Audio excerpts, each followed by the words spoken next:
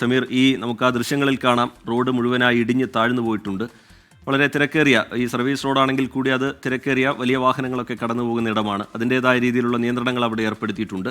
നാട്ടുകാരെന്താണ് പറയുന്നത്? ഒരു കുത്തിയിരുന്ന പ്രതിഷേധത്തിലേക്കൊക്കെ കാര്യങ്ങൾ അവിടെ പോകുന്നു എന്ന് മനസ്സിലാക്കുന്നു. വിവരങ്ങൾ എന്താണ്? പുതിയ വിവരങ്ങൾ എന്താണ് സമീർ?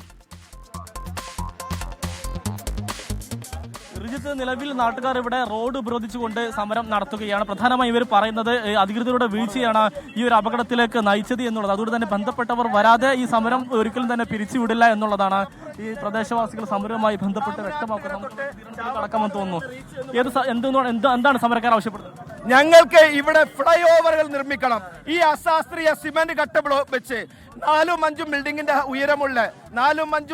ഉയരമുള്ള ഈ നിർമ്മാണം ശാസ്ത്രീയമല്ല. ഇത് എത്രയോ പ്രാവശ്യം ഇവിടുത്തെ പൊതുപ്രവർത്തകർ, ഇവിടുത്തെ രാഷ്ട്രീയ പാർട്ടികൾ, ഇവിടുത്തെ MLA അടക്കമുള്ള തദ്ദേശ സ്വയംഭരണ തെരഞ്ഞെടുപ്പിന്റെ അധികാരികൾ, ജനപ്രതിനിധികൾ എല്ലാവരും ചൂണ്ടിക്കാണിച്ചതാണ്. ഇത് അശാസ്ത്രീയമാണ്. നിങ്ങൾക്കറിയാമല്ലോ, സിമന്റ് കട്ട എന്ന് പറയുന്നത് പ്രീകാസ്റ്റ് ബിൽഡിങ്ങിനൊക്കെ സാധാരണ ഉപയോഗിക്കാറുള്ളത് PCC ചെയ്ത സിമന്റ് സ്ലാബുകളാണ്. ആ സ്ലാബുകളാണ് മറ്റുള്ള റീച്ചുകളിലൊക്കെ ഉപയോഗിച്ചിട്ടുള്ളത്. നാം മനസ്സിലാക്കേണ്ടത്, ഈ രാമനാട്ടുകര മുതൽ കോഴിക്കോട് മുതൽ കാസർഗോഡ് വരെയുള്ള റീച്ചിൽ പൂർണ്ണമായി സിമന്റ് ബ്ലോക്കുകൾ, PCC ചെയ്ത പ്രീകാസ്റ്റ് ബ്ലോക്കുകളാണ് ഉപയോഗിച്ചിട്ടുള്ളത്. അത് തന്നെയാണ് നമ്മുടെ ചാവക്കാട് തൊട്ട് ആലപ്പുഴ വരെയുള്ള റീച്ചിൽ ഉപയോഗിച്ചിരിക്കുന്നത്. ഇപ്പൊ നമ്മുടെ ആവശ്യം, സമരത്തിന്റെ ആവശ്യം പൂർണ്ണമായി ഇത് പുനർനിർമ്മാണം നടത്തണം, പൂർണ്ണമായി പുനർനിർമ്മിക്കണം. ഇവിടെ വേണ്ടത് ഫ്ലൈ ഓവറുകളാണ്.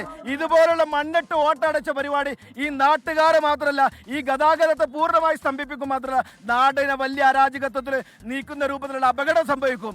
ഇതൊരു സൂചന മാത്രമാണ്. ഇതൊരു ചെറിയ അപകടമാണ്. വലിയ അപകടത്തിന് മുമ്പുള്ള, വലിയ ആഘാതത്തിന് മുമ്പുള്ള അപകടമായിക്കൊണ്ടിരുന്നില്ല നമ്മൾ കാണണം. കാരണം ഇതിന്റെ ഉയരം എന്ന് പറയുന്നത് ഏതാണ്ട് 4-5 കെട്ടിടത്തിന്റെ ഉയരമാണ്.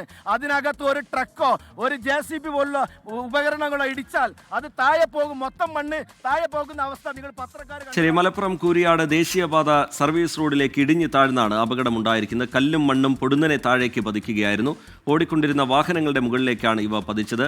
എന്തായാലും വലിയ അപകടം ഒഴിവായി എന്നുള്ളത് ആശ്വാസകരമാണ്. പക്ഷേ അവിടെ നാട്ടുകാരുടെ ഭാഗത്തുനിന്ന്, യാത്രക്കാരുടെ ഭാഗത്തു നിന്നൊക്കെ വലിയ പ്രതിഷേധം ഉയർന്നു വരുന്നു. നേരത്തെ തന്നെ ഈ വിഷയം, ഇതിൻ്റെ അശാസ്ത്രീയ നിർമ്മാണവുമായി ബന്ധപ്പെട്ട പരാതികൾ ഉയർത്തിയിട്ടും ആരും തിരിഞ്ഞു നോക്കിയില്ല, അനങ്ങിയില്ല. അതാണ് ഈ അപകടത്തിന് കാരണം എന്ന വിമർശനമാണ് അവർ ഉയർത്തുന്നത്.